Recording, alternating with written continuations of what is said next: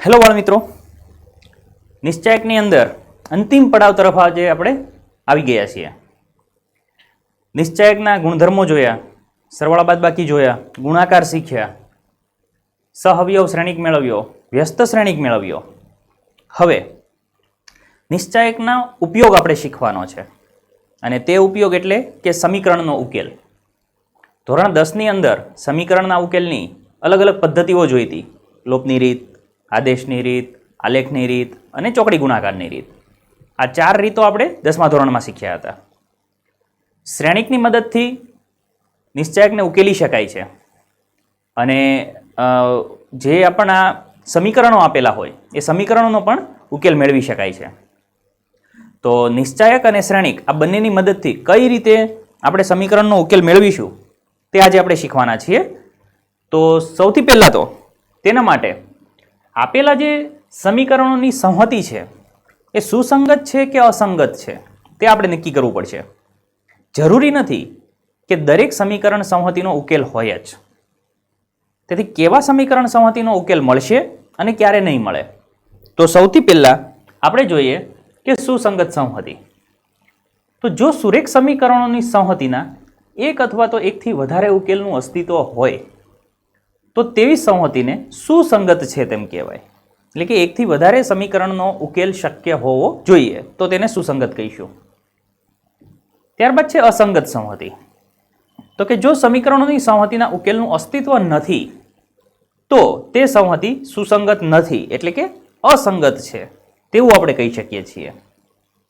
તો MCQ માટે આ વસ્તુ તમે ડેફિનેશનના ફોર્મમાં યાદ રાખી શકો છો કે જો ઉકેલ શક્ય હોય તો સુસંગત કહી શકાય અને ઉકેલ શક્ય ન હોય તો અસંગત આપણે કહીશું. ત્યારબાદ શ્રેણિકના વ્યસ્ત શ્રેણિકના ઉપયોગથી સુરેખ સમીકરણોની સંહતિનો ઉકેલ કઈ રીતે મેળવી શકાય? એટલે કે આપણને જ્યારે સમીકરણો આપેલા હોય તો આપણે કઈ રીતે એનો ઉકેલ મેળવી શકીશું? તો સૌથી પહેલી અને અગત્યની વસ્તુ કે જે સમીકરણ આપેલા હોય તેને આપણે અચળને સામેની બાજુ લઈ જઈ અને એ સ્વરૂપમાં લાવીશું. કોઈ પણ સ્વરૂપમાં આપણને સમીકરણ આપેલું હોય, પહેલા x કોર્ડિનેટ, પછી y, પછી z અને ઇક્વલ ટુ અચળ, આ સ્વરૂપમાં આપણે એને સૌથી પહેલા ફેરવી દેવાનું છે. આ સ્વરૂપમાં ફેરવા પછી આપણને 3 શ્રેણિક મળે છે, જેમાં સૌથી પહેલો જે શ્રેણિક હશે તે આપણો એ શ્રેણિક હશે. તે કેવી રીતે બનશે? તો કે xyz ના જે કોર્ડિનેટ છે તેનાથી આપણને શ્રેણિક એ મળે છે. હવે જરૂરી નથી કે દર વખતે xyz હોય જ, ઘણી વખત ન હોય તો શું કરવાનું છે, ત્યાં તેનો કોર્ડિનેટ આપણે 0 કન્સિડર કરીશું. ત્યારબાદ બીજો એક શ્રેણિક મળે છે કેપિટલ X, જે સ્મોલ xyz થી મળે છે કે જેની વેલ્યુ આપણે મેળવવાની છે. અને ત્રીજો શ્રેણિક મળે છે B, એટલે કે જે અચળ સંખ્યા છે એ અચળ સંખ્યાની મદદથી તે એક શ્રેણિક બને છે. બે સમીકરણ હોય અથવા 3 સમીકરણ હોય, બંને માટે પ્રક્રિયા સેમ રહેશે. ધારો કે 2 સમીકરણ છે તો શું થશે? તો A1 B1 A2 B2 બે જ બનશે. અને 2 સમીકરણ હશે એ સમયે આપણા સમીકરણ કયા સ્વરૂપમાં હશે? તો A1x plus B1y equal to C1 અને A2x plus B2y equal to C2 આ સ્વરૂપે હશે. તો મારો કેપિટલ A છે એ બનશે A1 B1 A2 B2. ત્યારબાદ x બનશે xy અને b બનશે C1 C2. પ્રક્રિયા બંનેની અંદર સેમ છે. ત્યારબાદ a, x અને b મળી જાય પછી શું આપણે કરવાનું છે? તો કે સૌથી પહેલા આપણે ax ઇક્વલ ટુ b સ્વરૂપે સમીકરણને આપણે લખી દઈશું કે બંનેના ગુણાકાર સ્વરૂપે. હવે સૌથી પહેલી વસ્તુ આપણે ચેક કરવાની છે તે આ છે કે જો એ સામાન્ય શ્રેણિક હોય તો જ તેના વ્યસ્તનું અસ્તિત્વ છે. તો વ્યસ્ત કઈ રીતે મળશે? તો કે A ઇન્વર્સ બરાબર 1/mod A adjoint of A. આપણે આગળ વ્યસ્ત શ્રેણિક મેળવતા શીખી જ ગયા છીએ, તો એ જ પ્રક્રિયાથી આપણને મેળવવાનું છે. તો અહીંયાથી જ્યારે વ્યસ્ત મળી જાય એ વ્યસ્તને આપણે B સાથે ગુણાકાર કરવાનો છે, x equal two A inverse B. તો આ જે પદ્ધતિ છે તેને આપણે શ્રેણિક પદ્ધતિ કહી શકીએ છીએ. તો શ્રેણિક સમીકરણ ax ઇક્વલ ટુ b માટે જો mod of A not equal to 0 હોય તો સમીકરણનો અનન્ય ઉકેલ છે. એટલે કે સૌથી પહેલી પ્રક્રિયા આપણી એ હશે કે આપણે મોડ ઓફ A મેળવીશું. જે સમીકરણ આપ્યા છે તેની ઉપરથી. અને એ જો mod of A not equal to 0 હોય તો જ આગળ પ્રક્રિયા થશે, નહીતર થશે નહીં. ત્યારબાદ બીજી પ્રક્રિયા છે કે જો મોડ ઓફ એ 0 હોય તો સમીકરણ સંહતિનો ઉકેલ શક્ય નથી. હવે મોડ ઓફ એ 0 હોય અને adjoint of A into B આ પણ જો 0 હોય તો સમીકરણ સંહતિને અનંત સંખ્યાના ઉકેલ છે અથવા ઉકેલ નથી, બંને પોસિબિલિટી શક્ય છે. પરંતુ આપણી જે જરૂરિયાત છે તે આ પહેલી અને બીજી છે કે ઇક્વલ ટુ 0 છે કે ઇક્વલ ટુ 0 નથી. અને સમીકરણ સંહતિનો ઉકેલ અસ્તિત્વ ધરાવે તો સમીકરણ સંહતિ સુસંગત છે તેવું કહી શકાય, અને જો અસ્તિત્વ ન ધરાવે તો સુસંગત નથી તેવું આપણે કહી શકીએ છીએ. તો આ જ પ્રક્રિયાનો ઉપયોગ કરી અને હવે આપણે સમીકરણનો ઉકેલ મેળવવા તરફ આગળ વધીએ. તો સૌથી પહેલું સમીકરણ 2/2 સ્વરૂપે આપેલું છે, તો આપણે લખી દઈશું 2x minus Y equal to -2 અને 3x plus 4y equal to 3. તો પહેલો શ્રેણિક કેપિટલ A બરાબર 2 -1 3 અને 4.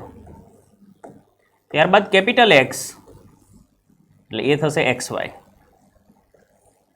અને કેપિટલ B એટલે એ થશે -2 અને 3. જે પેટર્નમાં લખીએ છીએ એ અગત્યની છે. જ્યારે પણ તમને સમીકરણ આપેલા હોય એને આ રીતે ઊભી પેટર્નમાં લખવું જરૂરી છે, નહીતર ભૂલ થવાના ચાન્સ વધારે છે. હવે આપણે મોડ ઓફ એ મેળવવું છે.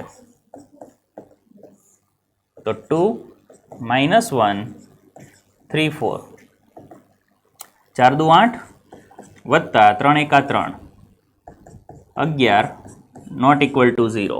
નોટ ઇક્વલ ટુ 0 એનો મતલબ કે સમીકરણ સંહતિનો ઉકેલ શક્ય છે. શક્ય છે તો હવે આગળ વધીએ તો એડજોઇન્ટ ઓફ એ જોઈશે આપણે. તો એડજોઇન્ટ ઓફ એ 2/2 માટે આપણને ખબર છે અગ્ર વિકર્ણના ઘટકોની અદલા બદલી અને પ્રતિ વિકર્ણને માઇનસનો ગુણાકાર. તો એ ઇન્વર્સ બરાબર 1 મોડ ઓફ એ એટલે 11 ઇન્ટુ એડજોઇન્ટ ઓફ એ 4 1 -3 2. તો હવે આપણે x equal to A inverse B તરફ જઈએ, જે અંતિમ સ્ટેપ છે આપણું. તો એ ઇન્વર્સ આપણે મેળવેલો છે 1/11 ઇન્ટુ 4 1 -3 2 ઇન્ટુ બી આપણી પાસે છે -2 અને 3 1/11 ઇન્ટુ 4 દુ 8 -8 વત્તા 3 અને 3 દુ 6 વત્તા 2 તેરી 6 1/11 -5 અને 12. તો અહીંયા x એટલે કોણ છે તો કે સ્મોલ xy. તો માટે x ઇક્વલ ટુ -5/11 થશે અને y ઇક્વલ ટુ 12/11 થશે. તો આ રીતે આપણને બંને ઘટકો x અને y ના મૂલ્ય મળી શકે છે.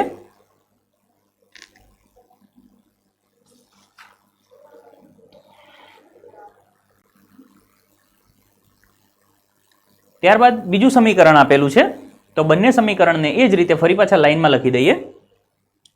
5x plus 2y equal to 4, 7x plus 3y equal to 0. તો કેપિટલ A ઇક્વલ ટુ મળે છે 5 2 7 અને 3. Capital X equal two XY. જે પેટર્ન છે લખવાની એ દરેકે દરેક સમની અંદર સેમ રહેશે, 4 અને 0. બીજી અગત્યની વસ્તુ કે તમે કોઈ પણ સમીકરણને આગળ પાછળ લખી શકો છો. ધારો કે આ બીજું સમીકરણ પહેલા લખ્યું છે અને પહેલું સમીકરણ બીજું લખ્યું છે, તો દરેકે દરેક ઘટકો પણ એ જ પ્રમાણે બદલાશે, એટલે તેનાથી આન્સર ઉપર કોઈ ફેર નથી પડતો. તો મોડ ઓફ એ 5 2 7 અને 3. તો 5 તેરી 15 માઇનસ 7 દુ 14 એટલે કે 1 નોટ ઇક્વલ ટુ 0. એનો મતલબ કે સંહતિનો ઉકેલ શક્ય છે. તો adjoint of A equal to 3 5 -2 -7 1/1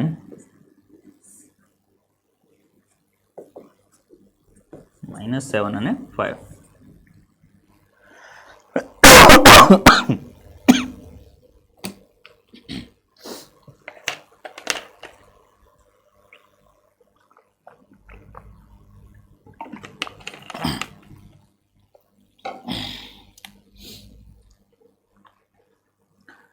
તો ઇક્વલ ટુ અહીંયા 1/1 છે તો એકનો જ ગુણાકાર થશે. તો 3 -2 -7 અને 5. તો બીજું સ્ટેપ આપણું બનશે x equal two a inverse b.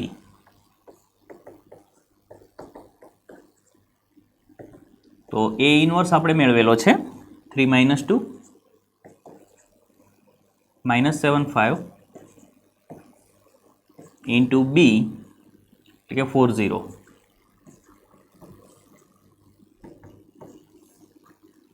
4 તેરી 12 વત્તા 0 7 ચોક 28 વત્તા 0 તો 12 અને -28 આ બાજુ આવશે xy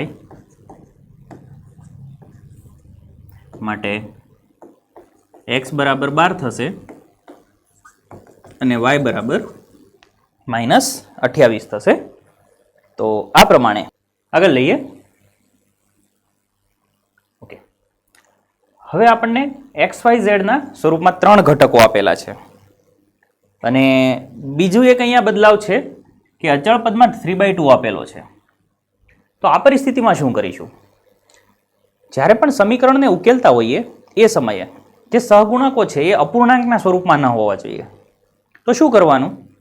તો કે જે છેદ છે તેનો બધાની સાથે ગુણાકાર કરી દેવાનો. અહીંયા 2 નો બધાની સાથે ગુણાકાર કરીશું. હવે બની શકે કે XY નો સહગુણક પણ અપૂર્ણાંકમાં હોય તો એવા સમયે લસા લેવાનો અને ત્યારબાદ આપણે ગુણાકાર કરીશું. તો સૌથી પહેલા તો XYZ ના સ્વરૂપમાં આપણે લખી દઈએ.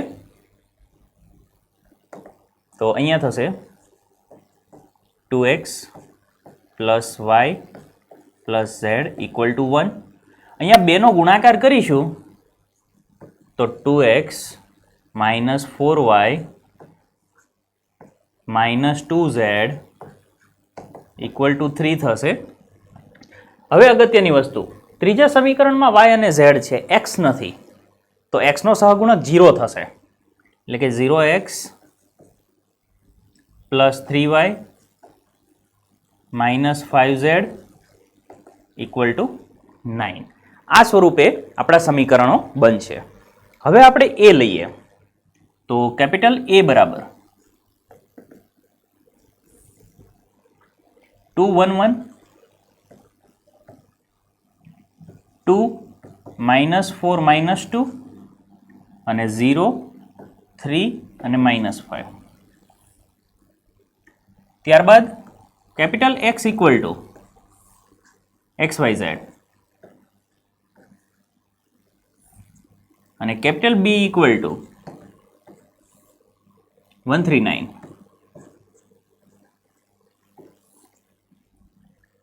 તો આપણને AX અને B મળી ગયા. હવે આપણે સૌથી પહેલા મોડ ઓફ A મેળવીશું. તો મોડ ઓફ A બરાબર 2 1 1 2 -4 -2 0 3 અને -5. પ્રથમ હાર લઈએ તો 2 કૌંસમાં 5 ચોક 20 અને માઇનસ પ્લસ 3 દુ 6 -1 કૌંસમાં આ બંને કટ થઈ જશે તો 5 દુ -10 અને +1 કૌંસમાં 3 દુ 6 20 ને 6 26 26 દુ 52 માઇનસ માઇનસ +10 અને +6.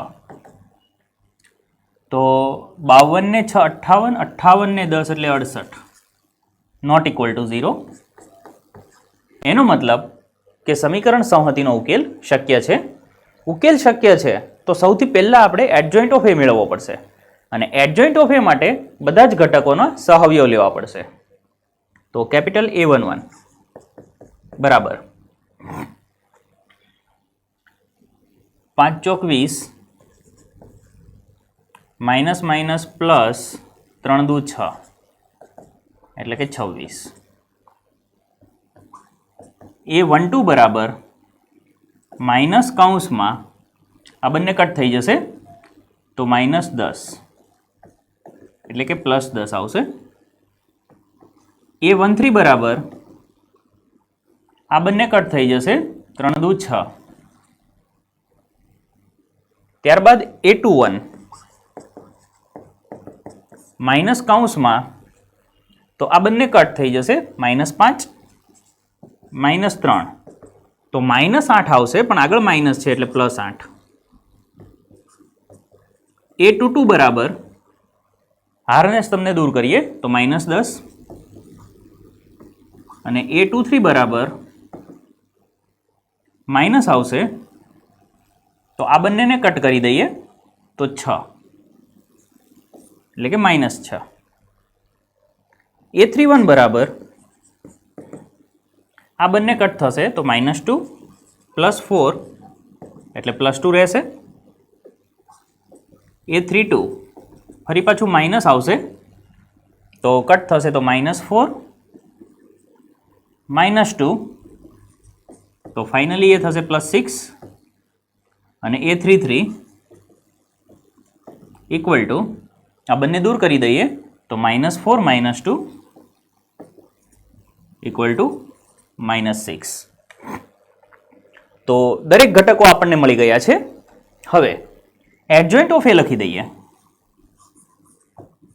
તો એડજોઇન્ટ ઓફ એ બરાબર પ્રથમ હારમાં છે 26 10 6 તો 26 10 અને 6 પ્રથમ સ્તંભ બનશે. બીજામાં 8 -10 -6 તો 8 -10 અને -6 અને ત્યારબાદ છે 2 6 અને -6 તો 2 6 અને -6. તો આ બની ગયો એડજોઇન્ટ ઓફ એ. તો હવે આપણે એ ઇન્વર્સ લેવાનો છે. તો એ ઇન્વર્સ માટે સૌથી પહેલા એ ઇન્વર્સ બરાબર 1/mod A into adjoint of A. તો 1/68 ઇન્ટુ એડજોઇન્ટ ઓફ એ આપણી પાસે છે 26 8 2 10 -10 6 6 -6 -6. થોડું સરળ સ્વરૂપ જો આને ફેરવવું હોય તો એવું કરી શકાય કે દરેકને 2 કોમન નીકળે છે તો બધામાંથી આપણે 2 સામાન્ય લઈ લઈશું, અથવા સરળ સ્વરૂપ માટે એ જ રીતે રહેવા દઈએ. તો સૌથી પહેલાં આપણી પાસે છે x equal two A inverse B. તો A ઇન્વર્સ 1/68 ઇન્ટુ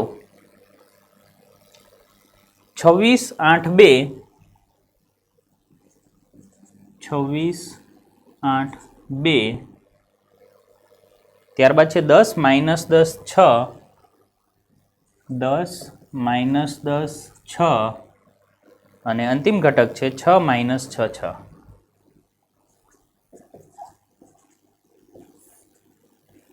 અને બી શ્રેણિક આપણી પાસે છે 1 3 અને 9. તો 1 3 અને 9 ગુણાકાર કરીએ.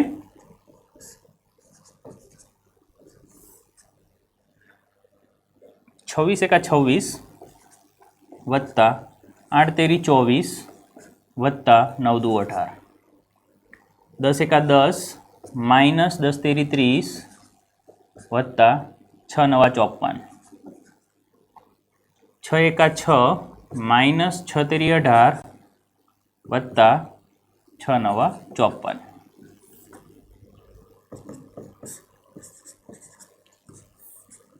સરવાળો કરીએ તો 6 ને 4 10, 10 ને 8 18, 18 નો 8 વધી 1 2 4 અને 6 68 આવે છે.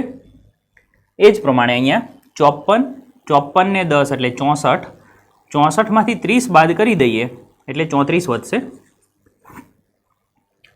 ત્યાર પછી અહીંયા જોઈએ તો 54 ને 6 એટલે 60 અને 60 માંથી 18 માઇનસ કરીએ એટલે 48.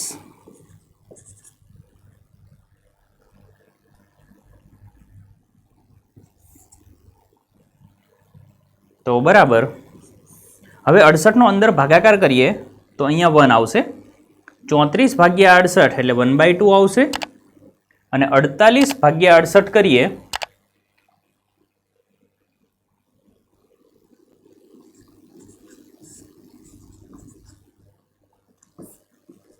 ચોવીસ અને અહીંયા 34, 12 અને 17.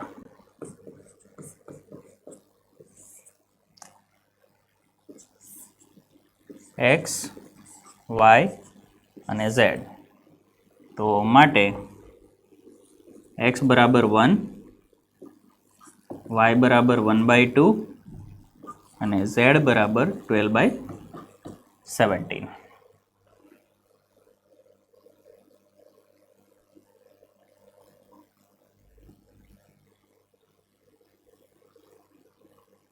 તો આ પ્રમાણે XYZ ના આપણે મૂલ્ય મેળવી શકીએ છીએ.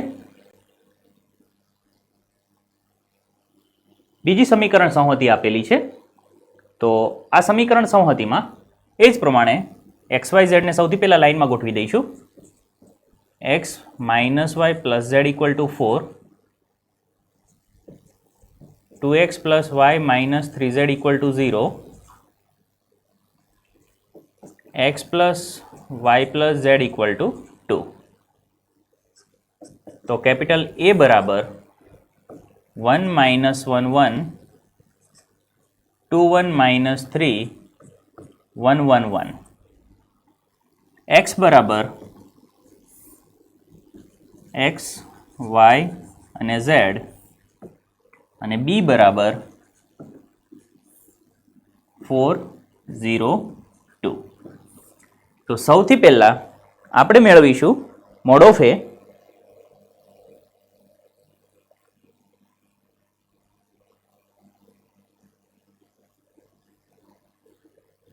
તો મોડ ઓફ A તમને અહીંયા 10 મળશે. ગણતરી તમારે કરવાની છે બાળકો. તો 10 જે છે ≠ 0 આવે છે. તેથી નિશ્ચાયકનો ઉકેલ શક્ય છે. આ પહેલા જે સમીકરણ સંહતિ છે તેનો ઉકેલ શક્ય છે એવું આપણે કહી શકીએ છીએ. મોડ ઓફ A મળી ગયા પછી આપણે એડજોઇન્ટ ઓફ A મેળવવાનો આવે છે. તો એડજોઇન્ટ ઓફ A એ તમને મળશે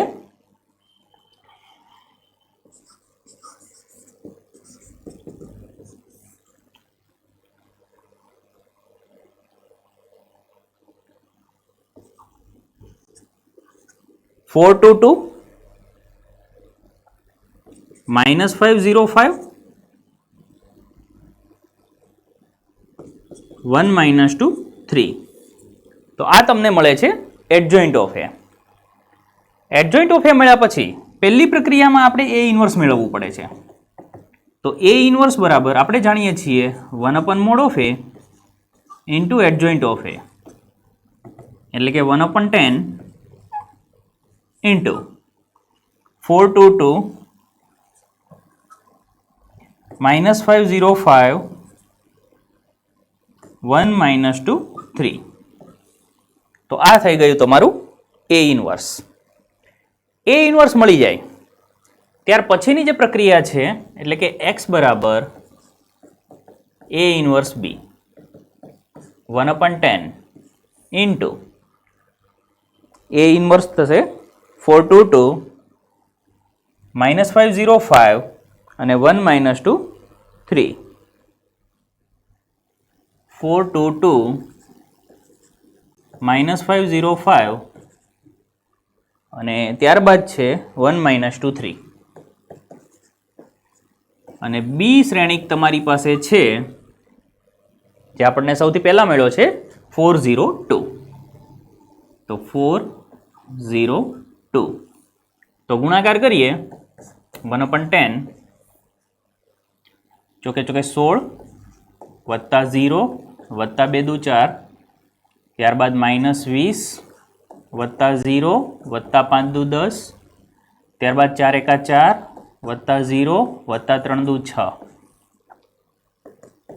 1/10 ઇન્ટુ અહીંયા થશે 20 -10 અને +10 તો ફાઇનલી તમને જે શ્રેણિક મળે છે એ 10 વડે ભાગાકાર કરી દઈએ તો 2 -1 અને 1 તો કેપિટલ X બરાબર આપણી પાસે છે x y અને z તો ફાઇનલી x = +2 y = -1 અને z = 1 તો આ પ્રમાણે ગણતરી કરી શકાય છે. નીચેની સંહતિનો ઉકેલ મેળવો. હવે અત્યાર સુધી જે સમીકરણ આપણે જોયા તેમાં અને આમાં શું ફેરફાર છે તો કે XYZ ના જે મૂલ્ય હતા તે ઉપર હતા જ્યારે અહીંયા છેદમાં છે. તો આ પ્રકારે જ્યારે XYZ છેદમાં હોય ત્યારે તમારે 1/x 1/y અને 1/z ને ABC ના સ્વરૂપમાં ધારી લેવાના છે. એટલે કે ધારો કે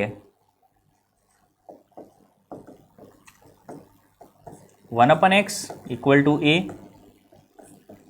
1/y = b અને 1/z = c. તો હવે આપણા જે સમીકરણ છે એ ABC માં બની જશે. તો માટે 2a + 3b + 10c = 4 થઈ જશે. 4a - 6b + 5c = 1 થઈ જશે. 6a + 9b + 20c = 2 થઈ જશે. એનો મતલબ એવો થયો કે હવે આપણું જે સમીકરણની પ્રોસેસ છે એ આ પ્રોસેસ બની ગઈ. તો કેપિટલ A લખી શકીએ આપણે 2 3 10 4 - 6 5 અને 6 9 20. ત્યારબાદ કેપિટલ X માં જે આપણે XYZ લખતા હતા એની જગ્યાએ હવે આવી જશે ABC કારણ કે આપણું સમીકરણ ABC ના સ્વરૂપમાં છે અને કેપિટલ B = થઈ જશે 412. તો હવેથી અહીંયાની જે પ્રોસેસ છે એ બધા માટે સેમ રહેશે.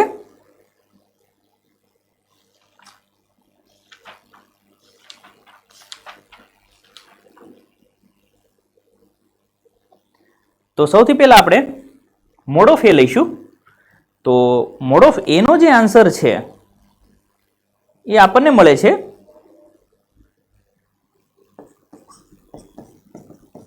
1200 ≠ 0. તો એનો મતલબ એવો થાય કે જે સમીકરણ સંહતિ છે તેનો ઉકેલ તો અહીંયા શક્ય છે. મોડ ઓફ A મેળવવા પછી આપણે મેળવવાનો હોય છે adjoint of A. Adjoint of A માટે દરેકે દરેક ઘટકના સહઅવયવ. તો દરેક ઘટકના સહઅવયવ મેળવ્યા પછી આપણને જે એડજોઇન્ટ મળે છે તે આ પ્રમાણે હશે. એડજોઇન્ટ ઓફ A બરાબર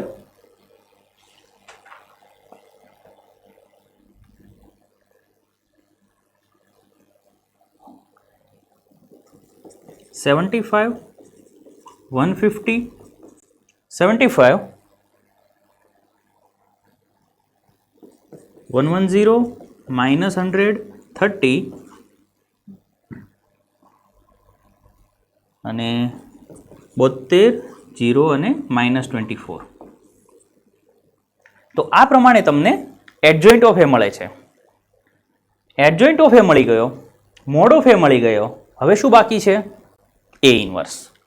તો A ઇન્વર્સ બરાબર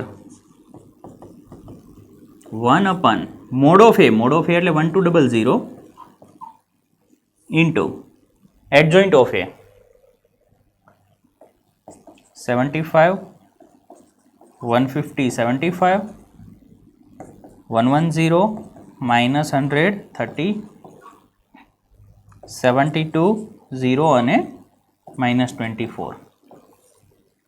તો આ પ્રમાણે તમને A ઇન્વર્સ મળે છે. A ઇન્વર્સ મળી ગયા પછી જે અંતિમ સ્ટેપ છે એટલે કે x બરાબર A inverse B 1/1200 into 75 150 75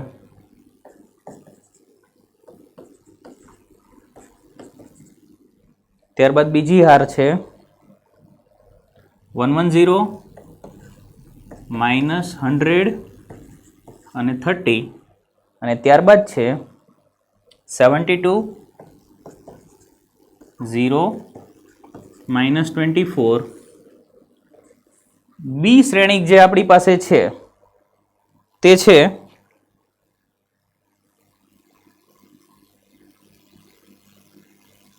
412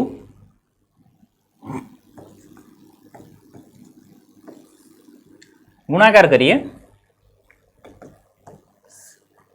1200 into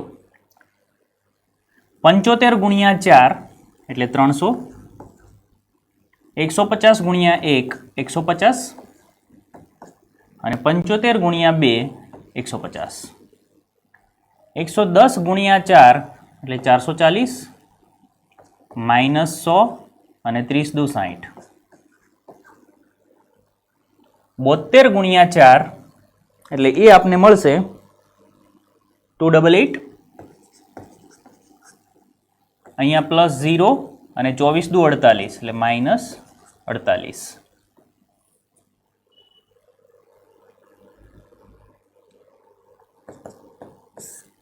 1200 અહીંયા આપણને મળે છે 600 440 વત્તા 60 એટલે થશે 500 અને 500 માઇનસ 100 એટલે 400 288 માંથી 48 જશે એટલે 240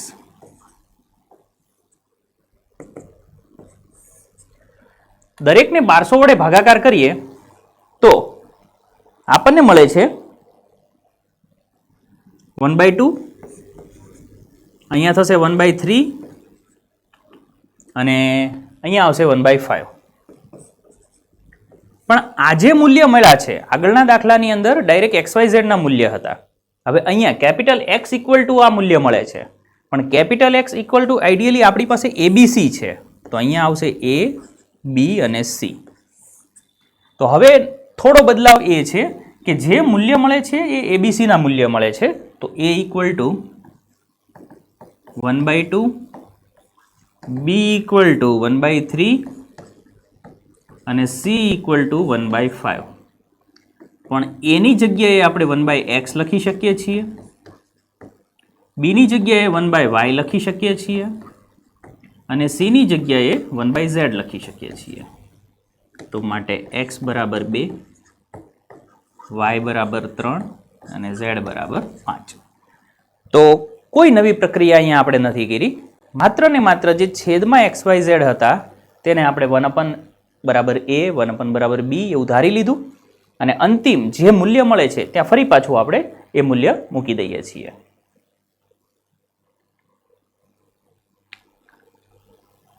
ત્યારબાદ ઘણી વખત સેક્શન ડી ની અંદર આ પ્રકારે પ્રશ્ન પૂછી શકાય છે તો જેમાં સમીકરણ તમને આપેલા નથી હોતા તમારે સમીકરણને બનાવવા પડે છે. 4 કિલોગ્રામ ડુંગળી 3 કિલોગ્રામ ઘઉં અને 2 કિલોગ્રામ ચોખાની કિંમત 60 રૂપિયા છે. તો 3 વસ્તુ તમને આપેલી છે ડુંગળી ઘઉં અને ચોખા દરેકની અંદર આ વસ્તુ કોમન છે અને આપણે મેળવવાનું પણ આ ત્રણેયનો ભાવ છે. ધારી લઈશું ધારો કે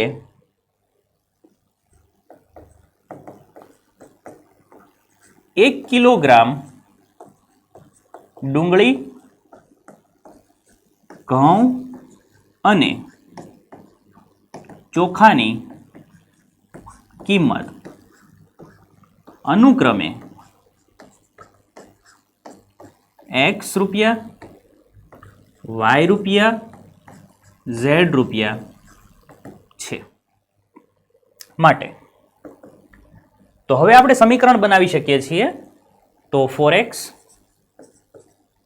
plus 3y plus 2z equal to કુલ કિંમત તમને 60 રૂપિયા આપેલી છે.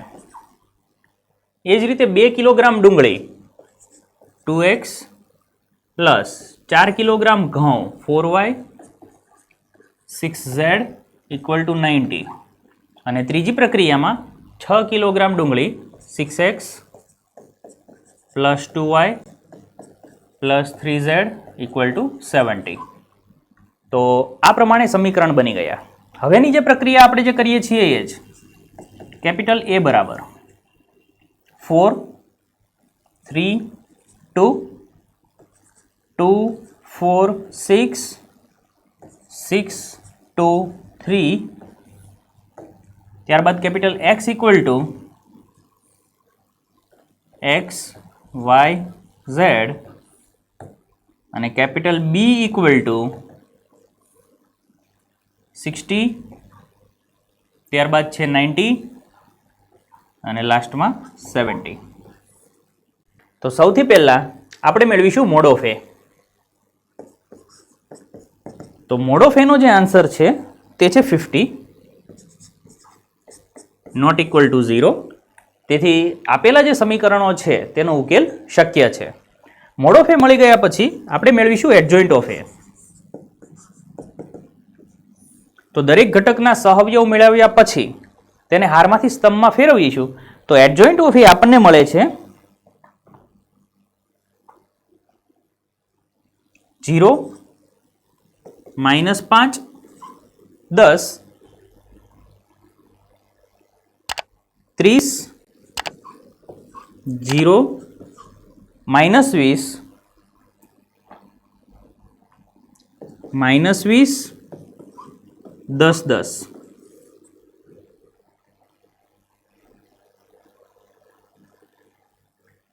તો ફાઇનલી એ ઇનવર્સ બરાબર 1/mod a એટલે કે 1/50 ઇન્ટુ એડજોઇન્ટ ઓફ એ. આપણી પાસે એડજોઇન્ટ છે 0 -5 10 30 0 -20 અને -20 10 10.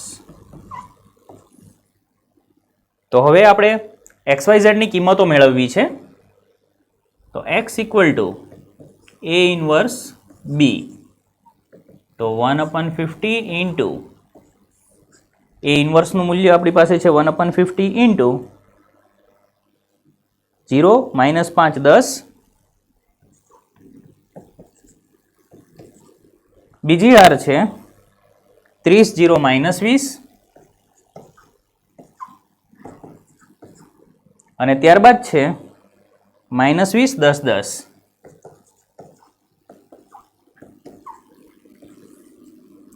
ઇન્ટુ બી આપણી પાસે છે 60 90 70.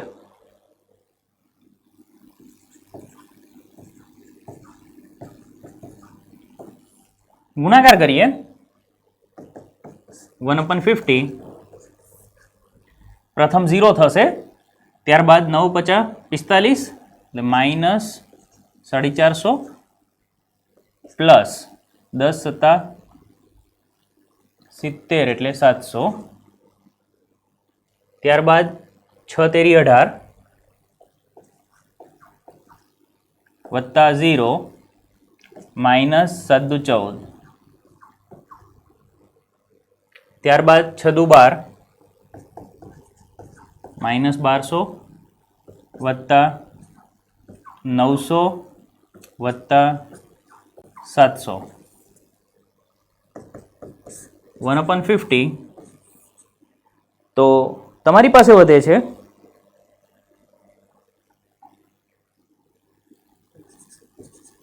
250 400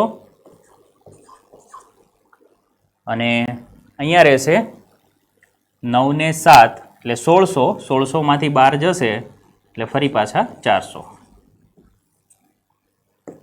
તો ફાઇનલી 50નો ભાગાકાર કરીએ તો આપણને મળે છે 5, 8, 8 અને અહીંયા સામેની બાજુ છે x, y, z. તો માટે x બરાબર 5, y બરાબર 8 અને z બરાબર 8. હવે જ્યારે કૂટ પ્રશ્નના સ્વરૂપમાં આપેલું હોય ત્યારે અહીંયા તમારો જવાબ પૂરો નથી થતો. તમે જે XYZ ધારેલા છે તે લખવા કમ્પલસરી છે. તો આઈડિયલી XYZ શું છે આપણી પાસે? તો x એટલે ડુંગળી, y એટલે ઘઉં અને z એટલે ચોખા. તો એ લખવું જરૂરી છે. તો માટે 1 કિલોગ્રામ ડુંગળીની કિંમત બરાબર 5 રૂપિયા, 1 કિલોગ્રામ ઘઉંની કિંમત 8 રૂપિયા, 1 કિલોગ્રામ ચોખાની કિંમત 8 રૂપિયા. તો આ રીતે લખવાનું છે. તો આ વાત હતી નિશ્ચાયકની, જેમાં આપણે કૂટ પ્રશ્નો શીખ્યા, સમીકરણોના ઉકેલ શીખ્યા. આખા ચેપ્ટરમાં નિશ્ચાયકનો ઉપયોગ શીખ્યા, ગુણધર્મ જોયા અને આ ગુણધર્મને કઈ રીતે પ્રશ્નની અંદર ફેરવી શકાય છે તે પણ આપણે જોયું. જો સમીકરણ ન આપેલું હોય તો સમીકરણ બનાવી પણ શકાય છે અને જો સમીકરણ આપેલું હોય તો XYZ નું મૂલ્ય મેળવી શકાય છે. આશા રાખીએ કે આ ચેપ્ટર તમને ખૂબ ગમ્યું હશે અને આવનારા આવા જ ચેપ્ટરના અવનવા વિડીયો સાથે અમે તૈયાર રહીશું. તો અમારી ચેનલને લાઈક કરો, સબસ્ક્રાઈબ કરો અને શેર કરતા રહો. Thank you.